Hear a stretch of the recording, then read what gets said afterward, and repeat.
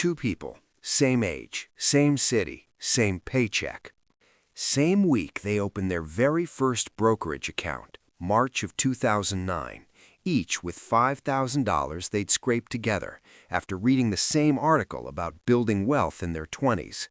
Now, the market had just lost more than half its value, unemployment was surging, and every single financial headline felt like a warning siren going off.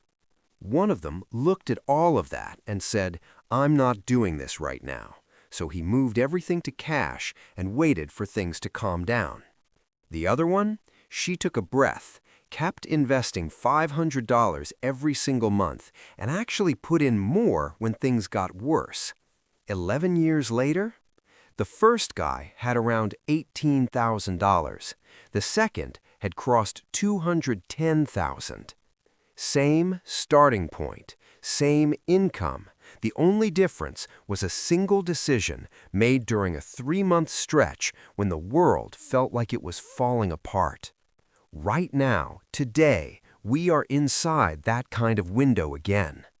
And if you've ever felt like you're doing everything right with money, but still not getting ahead, stay with me, because what I'm about to walk you through could be the most important financial context you'll have for the next decade.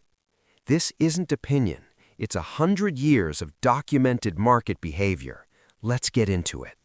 Real quick, if you're finding value in clear, data-driven breakdowns like this, instead of the usual fear and noise, go ahead and hit that subscribe button right now. Tap the like button too. It genuinely helps this reach people who actually need to hear it. We're building something real here on the Money Momentum channel, and it starts with you being part of this community. All right, back to the data. So what is actually going on in the markets right now? Oil prices surged dramatically following geopolitical disruptions in a critical shipping corridor that moves roughly a fifth of the entire world's daily oil supply. And that kind of supply shock, it ripples outward fast. Energy costs rise, which pushes up manufacturing costs, shipping costs, and eventually the price of nearly everything you buy. Markets responded the way they always respond to uncertainty, sharply and emotionally. Major indexes dropped. Tech stocks fell hard. The VIX, that's Wall Street's fear index, nearly doubled in a matter of weeks. And the CNN Fear and Greed Index dropped all the way into extreme fear territory. We're talking readings that have appeared on fewer than 3.4% of all trading days in modern history. 3.4%. The financial media's response to all of this? More fear, more segments, more reasons to wait. Here's what 100 years of actual data says instead, and that's exactly what this video is about. Researchers have gone back and analyzed more than 20 major military and geopolitical conflicts since 1950. Korea, Vietnam, the Gulf War, Iraq, Russia-Ukraine, all of them. And across all of those events, the average market decline was around 6%. The market bottomed in roughly 13 trading days and fully recovered within 28. Less than 6 weeks. Start to finish. While people were sitting at home waiting for certainty, watching the news coverage, feeling physically sick about their portfolios, the recovery had already happened. The investors who stayed in captured it. The ones who moved to cash captured none of it. Back in 1990, when Iraq invaded Kuwait and oil spiked, markets fell and then gained nearly 30% in the year after the conflict ended. When the Iraq War began in 2003, the market actually rose the day of the invasion and went on to gain over 26% in the next 12 months. Wars feel catastrophic. Economically, history shows they rarely are, at least not for long. And when you zoom out even further, over every single rolling 20-year period in recorded market history, including the ones with world wars in them, depressions, oil embargoes, financial crises, the market has always delivered positive returns. Every single one. no exceptions. So, if the data is that clear, why do so many people still make the wrong move? Why does this keep happening, cycle after cycle after cycle? Because your brain is not wired for this. Decades of behavioral research established that the pain of losing a dollar feels roughly twice as intense as the pleasure of gaining one. That's not an opinion, that's documented psychology. And that's not a character flaw. It's deeply wired survival instinct that kept your ancestors alive. The problem is, that instinct was designed for physical danger, not financial markets. But your nervous system doesn't know the difference between a tiger and a red number on a brokerage app. Research tracking investor behavior over 30 years found that while the broad market returned over 10% annually, the average individual investor captured less than 4%, a gap of nearly 7 percentage points every single year, compounded. And that gap? It exists almost entirely because people sell in exactly the conditions we're sitting in right now. And the data from JP Morgan makes it even more uncomfortable. Missing just the 10 best trading days, 10 days out of roughly 5,000 over a 20-year period, cuts your final return roughly in half. And here's the part that should genuinely alarm you. 76% of the market's best days happen during bear markets, or the first 2 months of a new bull market.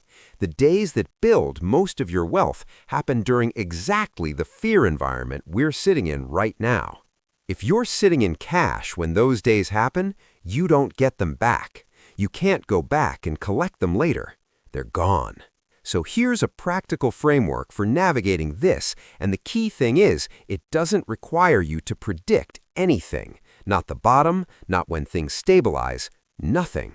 First, a strong foundation in broad market index funds belongs at the core of any long-term portfolio. These aren't exotic instruments. They're the most battle-tested vehicles in financial history. These are the instruments with positive returns across every 20-year window in recorded history. And buying them at a discount, which is exactly what a fear-driven pullback creates, simply means your starting position is stronger. Second, quality individual companies with durable business models and dominant market positions are currently sitting at prices that weren't available 6 months ago. We're talking about some of the most dominant businesses in the history of the world on sale. Not because their fundamentals changed, not because their businesses got worse, but because fear is doing the pricing right now, not reason. And fear, historically, is a terrible analyst. And third, this is the one that makes everything else work: consistency. Keep investing on a regular schedule. Don't stop during the bad months. The bad months are where the magic actually gets built. And if you can manage it, invest more during the bad months, not less.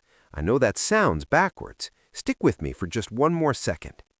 Here's the math that makes this actually beautiful. When the market drops 30%, your monthly contribution buys 43% more shares than it did before. You're not losing ground, you're buying more ownership for the same dollar. A 40% drop gives you 67% more shares per dollar.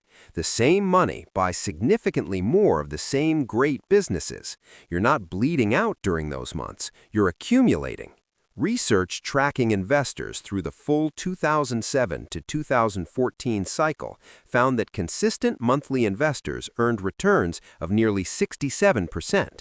The ones who increased contributions when markets dropped more than 5%, 84%. The panic sellers got whatever their savings account was paying, which during that period was essentially nothing. Let's come back to where we started, those two investors, March of 2009. The one who moved to cash wasn't reckless, he wasn't uninformed, he was being careful. And in that moment, caution felt completely rational.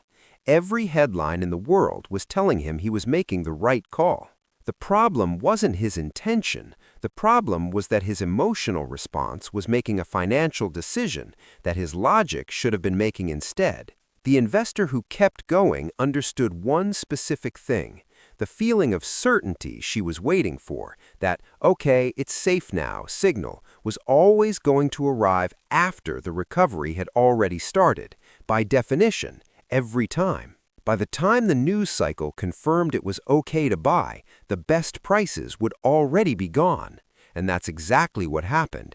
Within just a few months of the 2009 bottom, the market had already recovered 40%. Investors who waited for confirmation still participated, just in less of it. And the difference between capturing a full recovery versus half of one, compounded over a decade, is the difference between $18,000 and $210,000. The window that creates those kinds of outcomes is open right now. It won't stay open. It never does. Generational buying windows are rare precisely because they require conditions most rational people find intolerable. The knowledge is here. The window is open. What you do next is entirely up to you. If this gave you a clearer picture of what's actually happening, and more importantly, what to do about it, drop a comment below and let me know where you're at with your investing right now. I read every single one. And if you haven't already, subscribe to Money Momentum and hit the like button. These videos take serious research to put together, and your support is literally what keeps them coming.